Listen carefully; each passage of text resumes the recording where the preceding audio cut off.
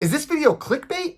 No. I want to talk about Discogs in a way that most people in this community have not. And I think it's about damn time, especially since in the past week or so, I have been talking to people in the community about their experience with Discogs, and I've learned that a lot of people feel the same way I do.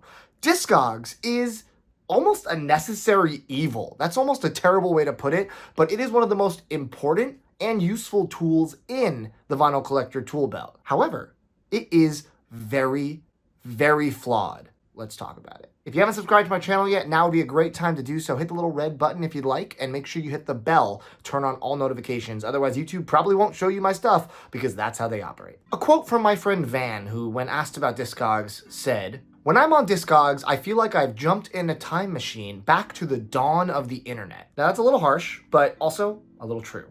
Discogs is a site I use every single day to buy and sell records, especially as a record store. It is an invaluable tool to price records, and I use that tool to make sure I am competitive when I price things at the store. Now, there are some inherent flaws with that, which I'll get into later in this video, but this site has a lot that it's lacking. What I want to do in this video is not talk about how to use Discogs, not talk about the pros of Discogs. I've done that in numerous videos before. I touched on this very briefly in a video that I did a couple weeks ago where I talked about the best and worst places to buy and sell records online.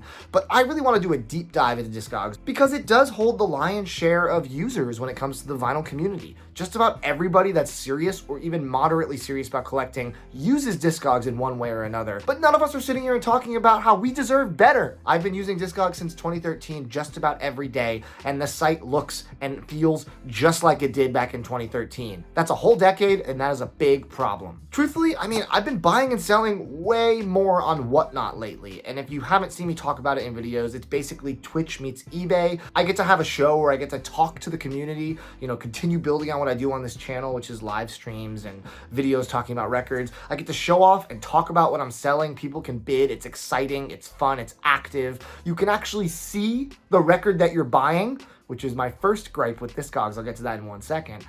I just think Whatnot is the future of buying and selling records, and things like that are going to be way more appealing to everybody as soon as they get a user base that is the size of Discogs. The reason people use Discogs is that it has the largest amount of stuff, the most people that want the records you're selling, and the most records available that you might want for your collection. But the ways that we navigate it and utilize it are so stunted. So what I'm going to do is just talk about all of my gripes, either things that I wish the site had or frustrations on how the site runs. A lot of these have been corroborated by other people in the community, so I feel justified in sharing these. I want to play nice. I don't want to be blasting this site, but I also think that we owe it to ourselves as collectors to share with this site that has no intention of updating or changing, that we want more out of them. And if we're going to be giving them so much of our money and time, they should do better by us. So maybe this can start a conversation.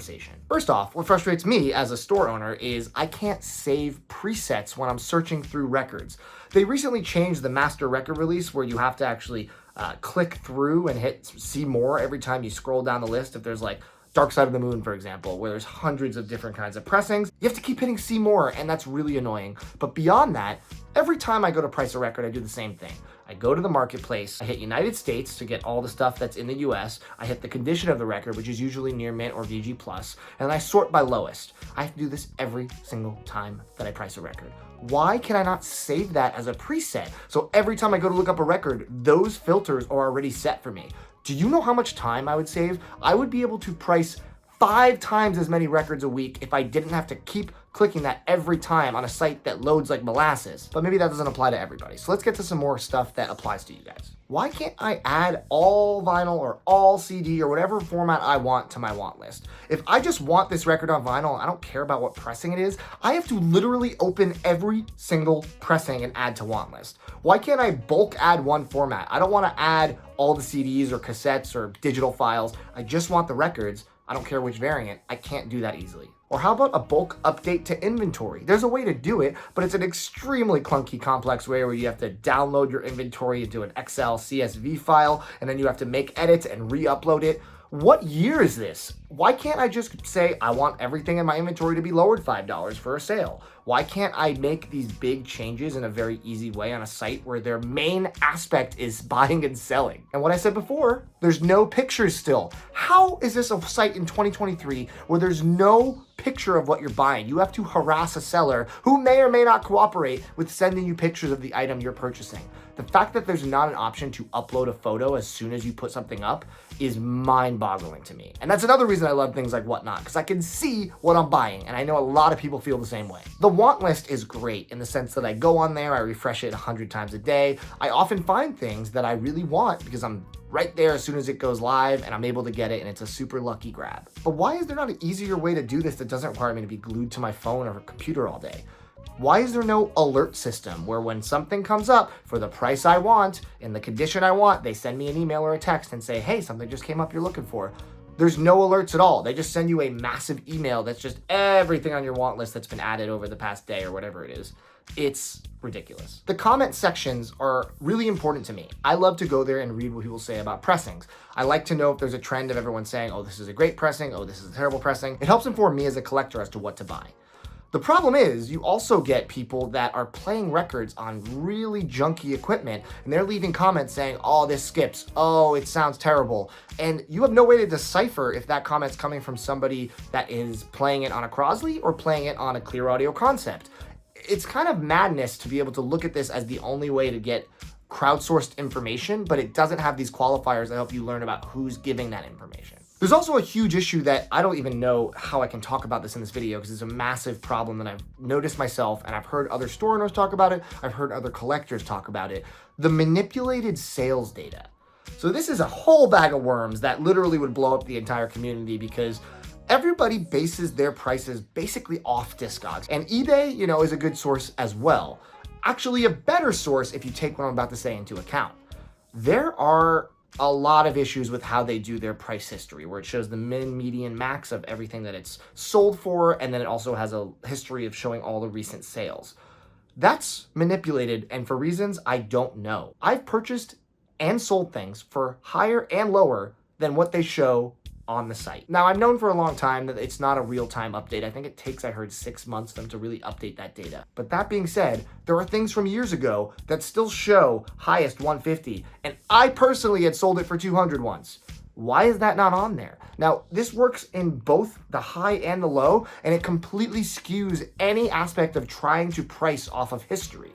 That's why I often price based off of what's available and use history as kind of a reinforcement that my price is fair. But if we're talking about this data being manipulated, I don't know why they would do it. I'm sure someone can have a comment about it, and I'd love to read your thoughts in the comments, but that's not great. The site goes down all the time, and it's just really frustrating that they can't optimize it. I rely on it to do a lot of my job, and when it goes down at least once or twice a week, until it goes back up, I literally can't price things. I can't do my job. So it's the fact that all these stores rely on this site, it is so unreliable, that's right there inherently a major issue. The forums on there, which I don't even know who posts on those forums, they are the most archaic design. It feels like a forum from 2001. I don't know why they haven't updated to something more visually appealing and easy to navigate. I would never want to go on there, and I am someone who loves forums. I grew up going to forums of all kinds. I would love to post on a vinyl forum on Discogs, but it just is so unpleasant to navigate.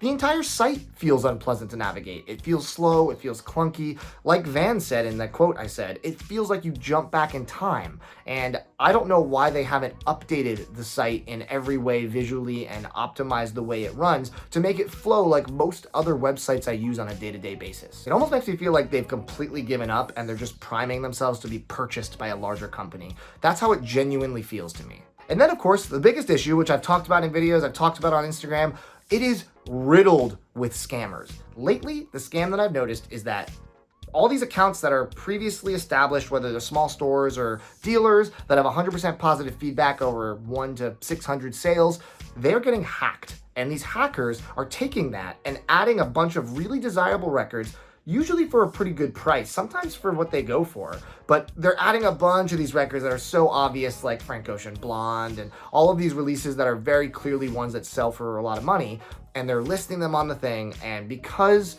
people that aren't as savvy are using this site. They might be like, oh, that's a great deal. They have 100% positive feedback. Let's buy this. By the time they realize what happened, the scammer took their money. They have to deal with PayPal. It's a whole rigmarole. They might have even been contacted off-site to pay via friends and family, in which case their money is long gone and they have just been conned. The scam protection on Discogs is 0%. PayPal will protect you, which is great. And if they stopped using PayPal, I would just stop using Discogs, period. But Discogs doesn't do anything to stop these scammers. I mean, eventually they're reported and they get banned. But how can they let these people that are following the same pattern constantly, over and over again, get on the site and scam people? It happens every time. And you go to their feedback a week or 2 weeks later, I got scammed, run from this person, scammer alert. It happens so often. The fact that they're just like, whatever, is really disheartening to me as a buyer and a seller. So that was my rant about Discogs. So the title of this video is kind of true. I use it all the time and it's invaluable, like I said, but it also kind of sucks. I don't know why they're not really making the effort to make a better site. They should be asking us, the vinyl community, what we want and implementing those features. Otherwise, it just feels like they're just laughing to the bank with our money and just that's the end of the transaction. So I'm a little irked having used it for a decade now, and all of these cons are kind of just slowly adding up to a point where I cannot avoid thinking about this and I can't avoid talking about it. I have a platform in this community. It's not the biggest one that's out there, but it's big enough where I want to shine a light on this, and I would love for you guys to leave comments with your thoughts about what I've said, your personal experiences with Discogs, maybe some things that you would like them to change, and just maybe someone at Discogs will watch this video and instead of being annoyed or angry, they'll take this feedback to heart and they'll maybe make some changes that are going to be better for us in the long run. That's my hope. Until then, I'm going to be absolutely going double time on Whatnot because I'm having a blast communicating with everyone on there. The community on there is also really healthy compared to some aspects of the vinyl community. Everyone on there that's a seller is super nice. They do giveaways. They talk positively about each other. I mean, I love going to Yellow K Records. I love going to Noble Records. All these people that do recurring shows are so fun to watch. And I love being a part of that community. If you haven't joined Whatnot yet, I'll leave a link in the description where you can get $15 towards your first purchase on the site. It can be on my stream, anyone else's, it doesn't matter. I'm also doing them almost every week, doing cool auctions of stuff that you may want for your collection. So check that out. I'm gonna be diving into that until Discogs fixes what they need to fix, and maybe I'll become a Discogs diehard again. But everything I said in this video makes it really difficult to get behind Discogs as the most important and best site a vinyl collector could use. Look forward to reading your comments below. Thank you guys for watching this video. There's more coming soon. Take it easy.